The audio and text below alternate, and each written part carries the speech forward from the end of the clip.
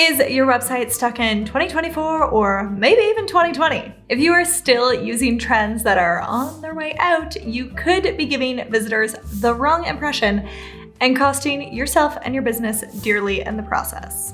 In this video, I'm breaking down the outdated web design trends that are past their prime and showing you what pro designers are doing to keep their websites looking fresh and engaging and aligned this year and into the future. So if you're ready to bring your site up to date and stay ahead of the design game, then let's get into the trends. Outdated design trend number one, the light and airy if you are not in the wedding industry. So I feel like this light and airy look of websites was honestly everywhere. Yes, of course, it's in the wedding industry because obviously that's, it fits. But I feel like this trend then went into plenty of other different types of businesses, like financial planners or content creators or influencers. And honestly, while it still fits, I think, for the wedding industry, outside of that, I would say it's starting to make your website look a little dated. So here's some examples of how you can do it better. Here is Viral Cuts. They are using a lot of color throughout their website. It is the exact opposite of light and airy happening here. Alternatively, on my recent website redesign, you will notice there is a lot of color happening here. I definitely had a more light and airy vibe to my business previously, but these days I have gone a lot more for color, space throughout, and mixing a variety of honestly much bolder colors than I used to use. Outdated design trend number two, very short sections. So here we are on the website of a fabric company, which I genuinely love. However, this look happening right here, like this is just a very short section. I can see the entire image of this section without even scrolling a tiny bit, and I can see some heading towards the top and another section towards the bottom. Alternatively, if I go onto Tim Ferriss's website, love you Tim, but again, this is making his website look a little bit dated. If you want to bring it more into the modern age, here's how you can do that. I'm over here on a past student of mine, Freya Rose Tanner's website, and you'll notice that she has a very, very long section happening here. It takes more than just a little bit of a scroll to actually get to the bottom of this section. Also over here on this Rowan template from Go Live HQ, you will also notice that it takes a little bit of scrolling to get to the bottom of this section here. So make your sections taller. It is okay if people need to continue to scroll to actually see everything within the section. In fact, it looks really modern. The next trend is interestingly cut images. Now, I don't want to say that just having your images in a square or a rectangle is outdated. You can still make that look good. However, if you want things to look a little bit more modern, here's some ideas on how to do it. In this example here, we have my headshot, and you will notice that the way that it's cut towards the top is very interesting and unique. Also, when we go down to some of my student success stories, you'll notice that the images of the ladies, they're cut into these like tall oval shapes. And again, that's just a little bit more modern than the way it was done in the past. Over here on the Trove Agency website, you will see the same thing. We sort of have this arch happening at the very top of her image. And I just wanted to let you know that it doesn't need to be any of the examples that I've shown you here. You can crop these images into any different way that you want to, but just knowing that something a little bit different than your typical rectangle or square is going to look very modern.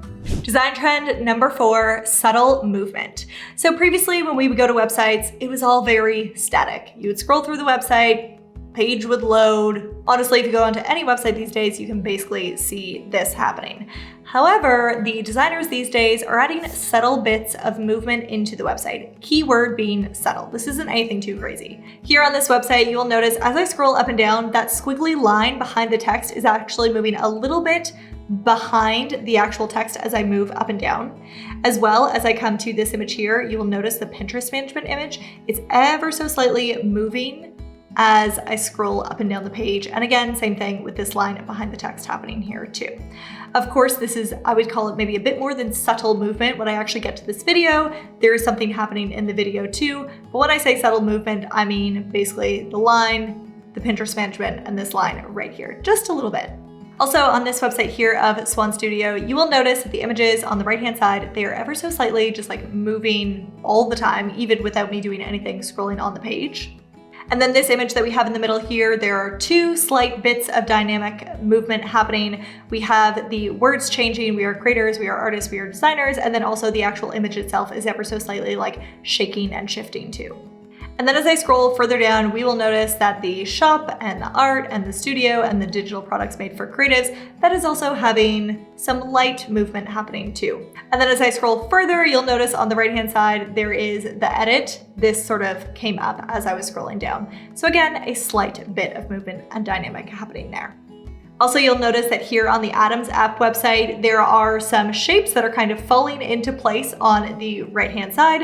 And again, that's a small amount of subtle movement.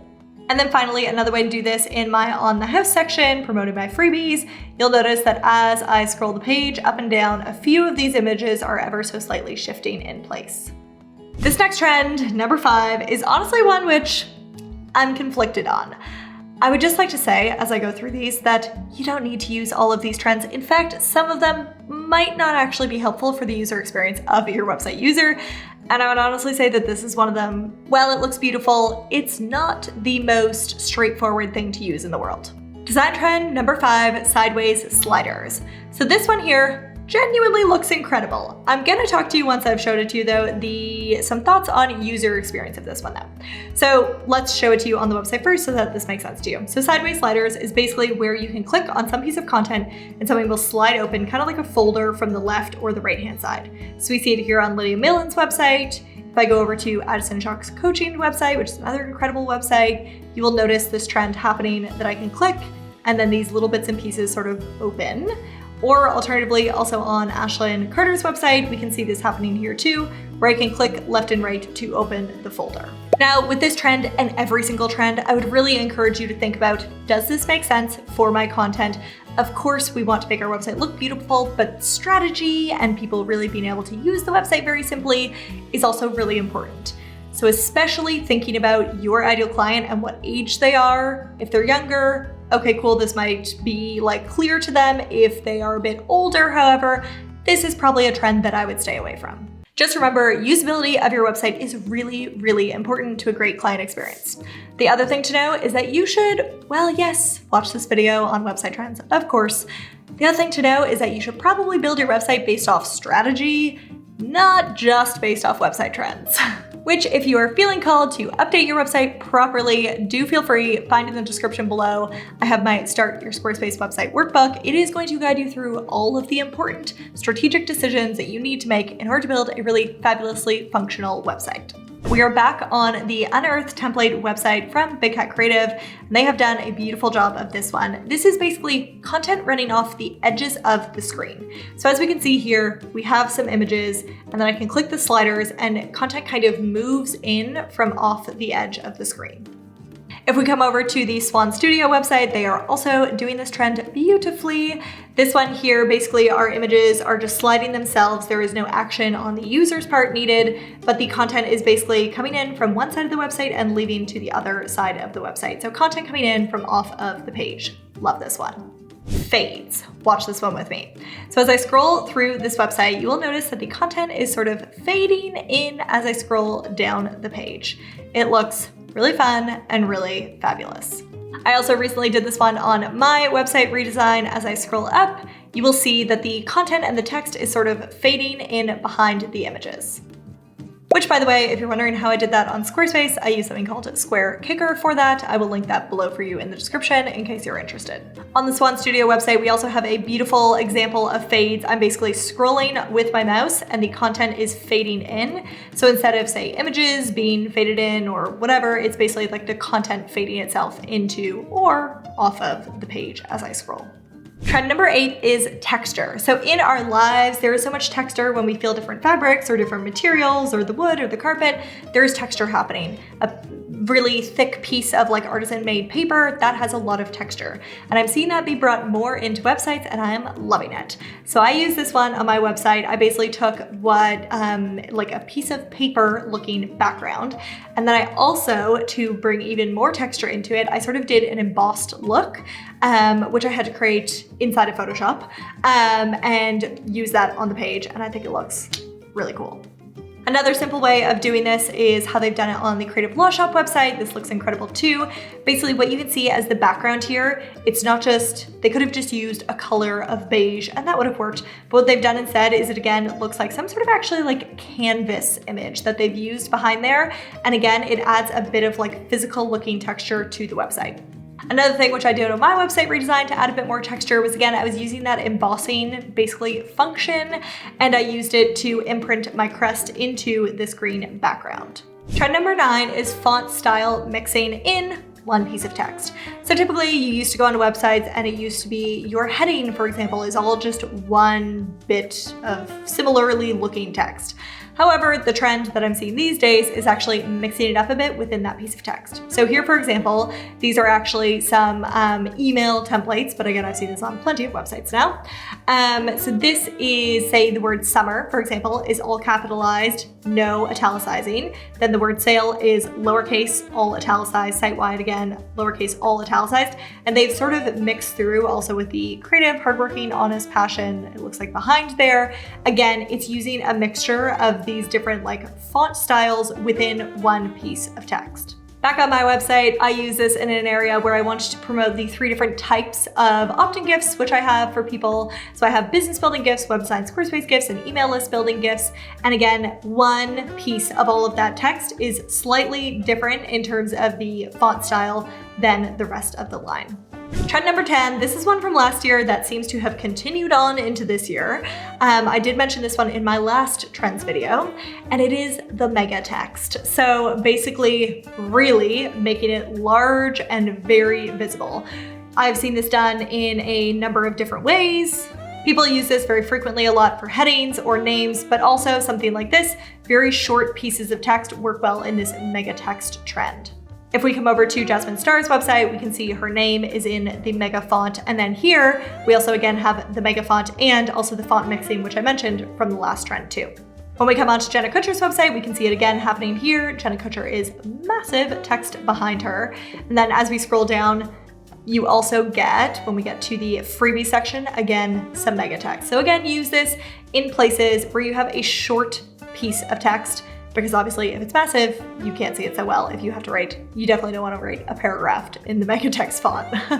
The next trend is going from squished to lots of space.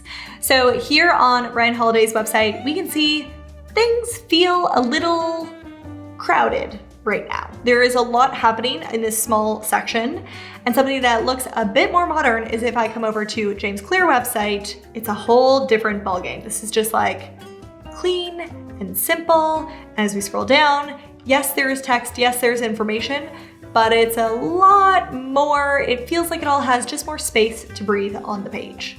Trend number 12 is anything but white backgrounds. So on websites previously, that was the most standard thing that you saw was just white background section with some photos and some text over top. What we're seeing now is literally anything but that. So as we scroll through here on Sarah Ann's website, this looks amazing. She has images happening here. Then she has, this is a beige color or like a neutral color happening there. Then as we continue scrolling, she is using, what is that? That's a gray, and then, or a green, a gray green, then more beige, more images, more beige. So basically just no white happening anywhere other than this bit, which looks like a card. But again, that's not a background, that's just a piece on top of a background.